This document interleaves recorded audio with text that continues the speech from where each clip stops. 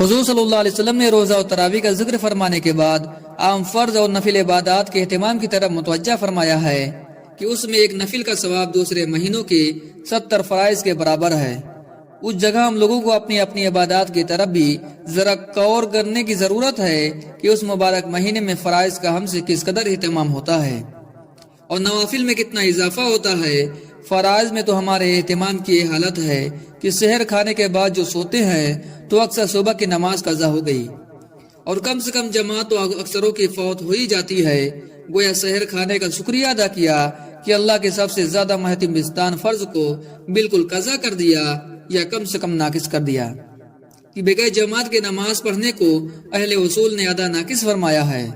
اور حضور اکرم صلی اللہ علیہ وسلم کا تو ایک جگہ ارشاد ہے کہ مسجد کے قریب رہنے والوں کی گویا نماز بغیر مسجد کے ہوتی ہی نہیں۔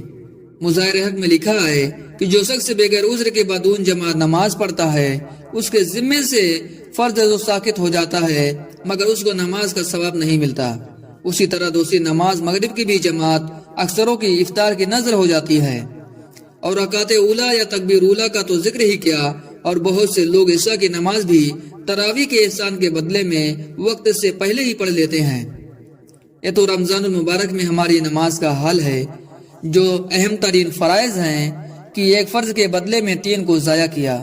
یہ 3 تو اکثر ہے، ورنہ ظہر کی نماز قیلولہ کی نظریں اور عصر کی جماعت افطاری کا سامان خریدنے کی نظر ہوتے ہوئے آنکھوں سے دیکھا گیا ہے۔ اسی طرح اور فرائض پر آپ خود غور فرما لیں کہ کتنا اہتمام رمضان مبارک میں ان کا کیا جاتا ہے، اور جب فرائض کا یہ حال ہے تو نوافل کا کیا پوچھنا۔ اشراق اور چاہت تو رمضان مبارک میں سونے کی نظر ہو ہی جاتے ہیں، اور اوابین کا کیسے اہتمام ہو سکتا ہے جبکہ ابھی روزہ کھولا ہے اور آئندہ تراویح کا سہم ہے اور تہجد کا وقت تو ہے ہی، سحر کھانے کا وقت ہے، پھر نوافل کی گنجائش کہاں۔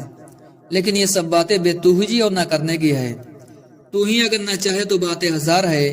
کتنے اللہ کے بندے ہیں کہ جن کے لیے انہی اوقات میں سب چیزوں کی گنجائش نکل آتی ہے۔